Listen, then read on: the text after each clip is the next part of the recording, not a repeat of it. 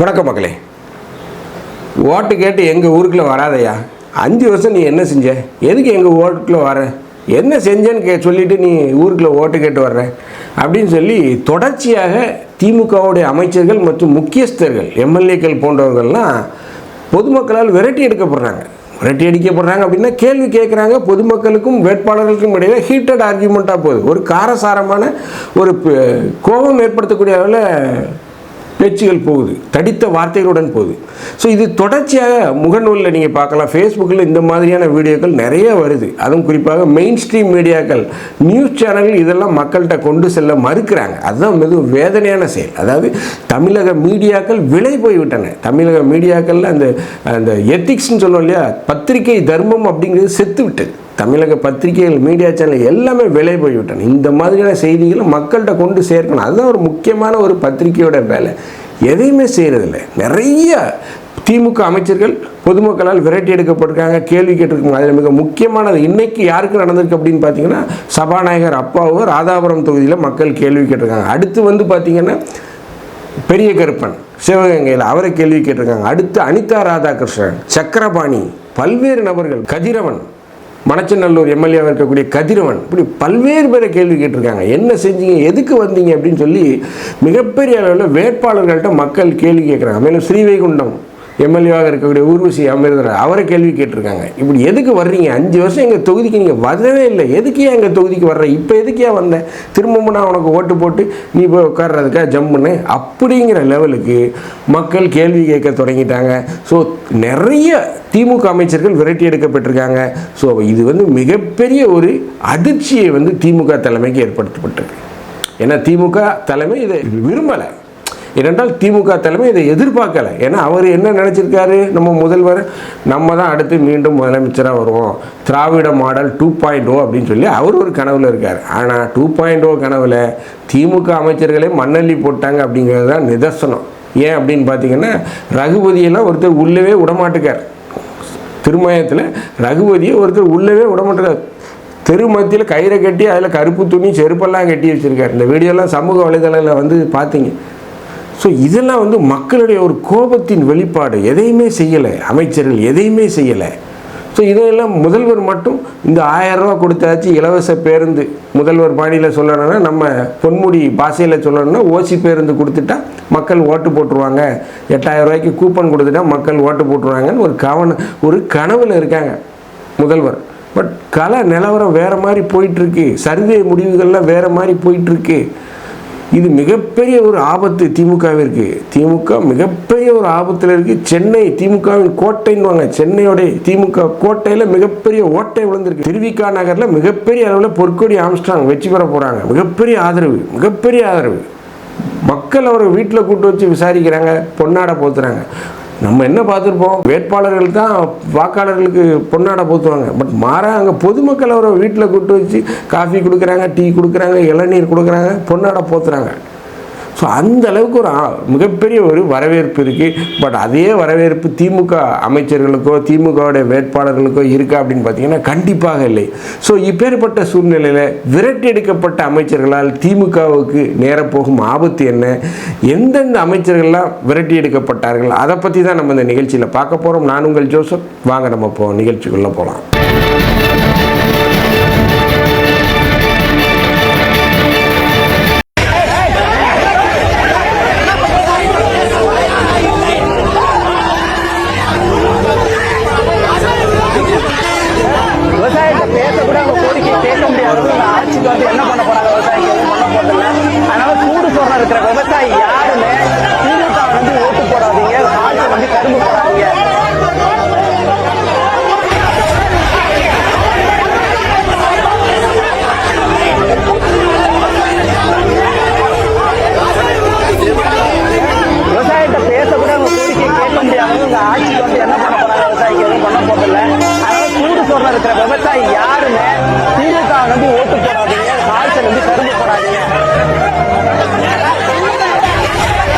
நிறைய திமுக அமைச்சர்கள் அவங்க தொகுதியில் மக்களால் விரட்டி அடிக்கப்பட்டிருக்காங்கன்னா என்ன கேள்வி கேட்கும்போது அவங்கள எதிர்கொள்ள முடியாமல் சென்றிருக்காங்க. இதுதான் நடந்திருக்கு. இதில் மிக முக்கியமான அமைச்சர் யாருன்னு பார்த்தீங்கன்னா அனிதா ராதாகிருஷ்ணன். அவருடைய திருச்செந்தூர் மாவட்டத்திலே அவரை பொதுமக்கள் கேள்வி கேட்குறாங்க, என்னையா செஞ்சு எங்களுக்கு, எதுக்கு நீ என் தொகுதியில் மீண்டும் வந்து ஓட்டு கேட்குற அப்படின்னு சொல்லி பொதுமக்கள் கேட்குறாங்க. ரகுபதி புதுக்கோட்டையில் திருமயம் தொகுதியில் ரகுபதியை ஊருக்குள்ளே வரக்கூடாதுன்னு சொல்லி கைத்தை கட்டி வச்சு கருப்பு துணியை கட்டி அதில் செருப்பெல்லாம் கட்டி போட்டிருக்காங்க. அடுத்து வந்து பார்த்திங்கன்னா நம்முடைய அமைச்சர் பெரிய கருப்பன் சிவகங்கையில் மிகப்பெரிய ஒரு அதிருப்தி இருக்க அவர் மேலே. வெற்றி பெறுவாரா அப்படின்னு பார்த்தீங்கன்னா 70-75% வாய்ப்பில்லை ராஜா அப்படின்னு தான் சொல்லலாம்.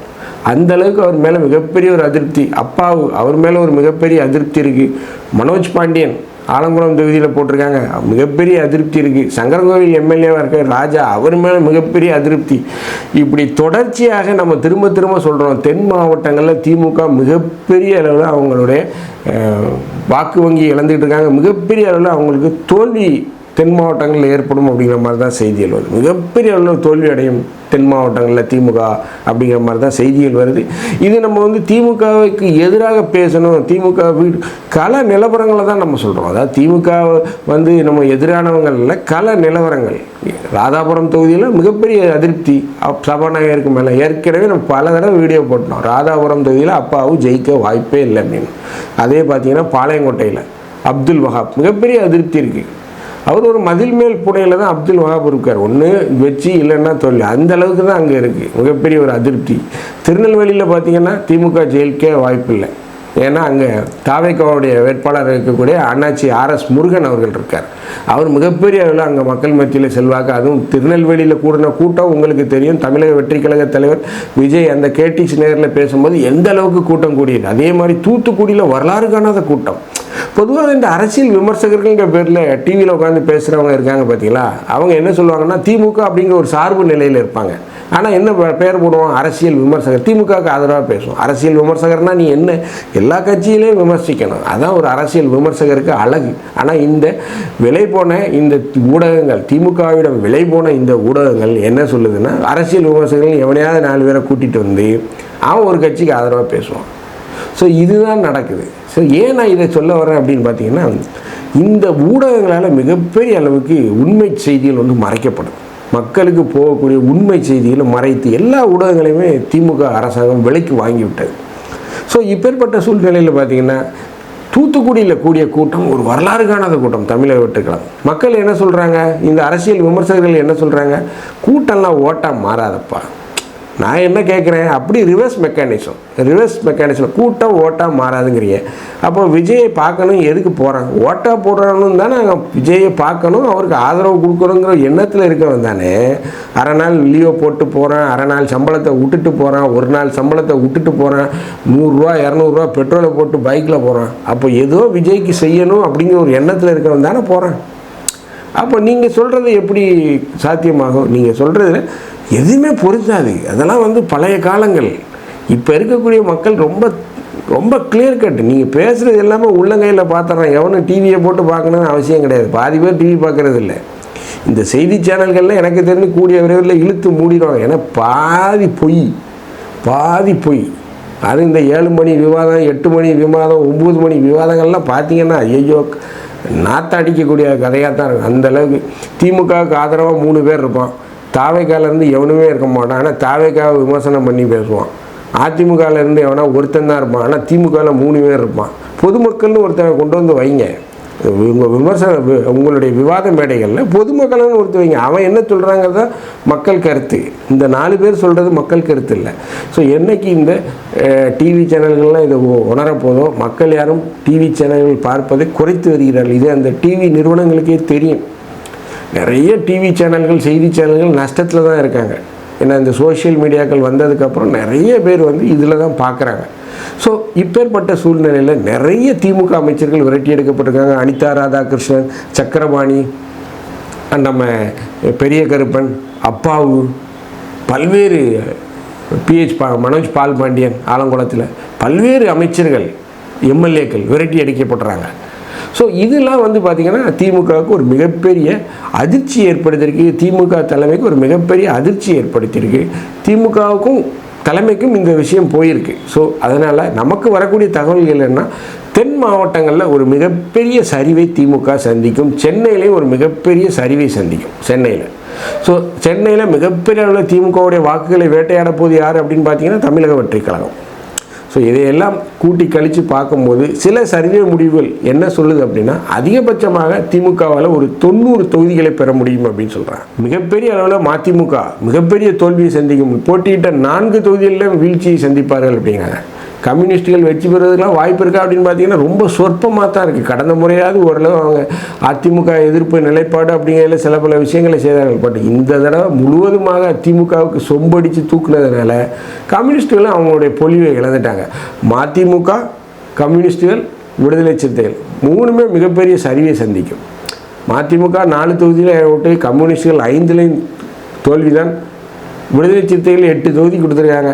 விடுதலை சிறுத்தைகள் வேணால் ஓரளவு இழுபறியாக வரும். அதுவும் விடுதலை சிறுத்தைகளுடைய வாக்குகளை மிகப்பெரிய அளவில் கபலீகரம் செய்ய போது தமிழக வெற்றிக் கழகம் மிகப்பெரிய அளவு. அது அண்ணன் திருமா அவர்களுக்கே தெரியும். ஸோ இந்த முக்கியமான 4 பேரும் பார்த்திங்கன்னா வெற்றி பெறுவார்கள் அப்படின்னு பார்த்திங்கன்னா சந்தேகம். காங்கிரஸ் சொல்லவே வேண்டாம். திமுகவுடைய காலை மிக முக்கியமாக வரப்போது யார் அப்படின்னு பார்த்தீங்கன்னா காங்கிரஸ் தான்.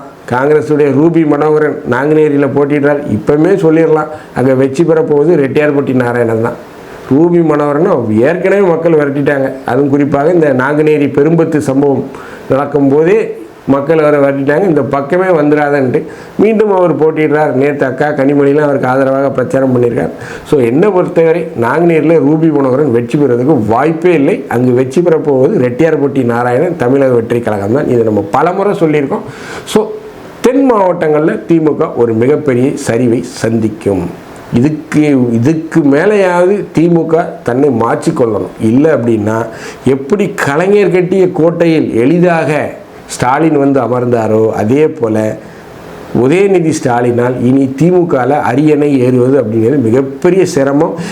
ஸ்டாலின் வந்து நான் எப்பவுமே சொல்வேன், ஒரு லக்கியஸ்ட் சீஃப் மினிஸ்டர். ஏன்னா அவர் முதல்வர் ஆகும்போது எதிர்க்கட்சி அப்படிங்கிறது ஒரு மிகப்பெரிய அளவில் சக்தி வாய்ந்ததாக இல்லை, உடைந்து கிடந்தது. அதிமுகவில் பல்வேறு பிரிவினைகள், டிடிவி, ஓபிஎஸ், சசிகலான்னு பிரிந்து இருந்தாங்க.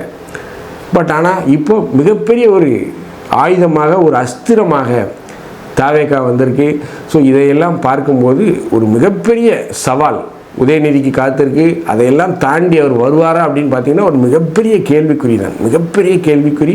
ஆட்சி நிர்வாகத்தில் திமுக மிகப்பெரிய அளவில் கவனம் செலுத்தலை. சட்டம் ஒழுங்கு சீர்குலைந்திருக்கு. பெண்களுக்கான பாதுகாப்பு சொல்லவே வேண்டாம், கேவலமாக இருக்குது. மிகப்பெரிய அளவில் ஒன் சைடாக திமுக போயிட்டாங்க. மிகப்பெரிய அளவில் பாஜக எதிர்ப்பு அப்படின்னு பேசிட்டு பின்வாசல் வழியாக பாஜகவுடன் கூட்டு வைத்து கொண்டிருக்கிறார்கள். இதான் நிதர்சனம். இன்றைக்கி மம்தா பானர்ஜி என்ன சொல்லியிருக்காங்க, ஸ்டாலினுடைய மருமகன் பாஜகவுடன் இணைந்து வியாபாரம் செய்கிறார், அதனால் அவங்க பின்வாசலில் பாஜகவுடன் கூட்டு வைத்திருக்கிறார்கள் அப்படின்னு மம்தா பானர்ஜி அவர்கள் சொல்லியிருக்காங்க.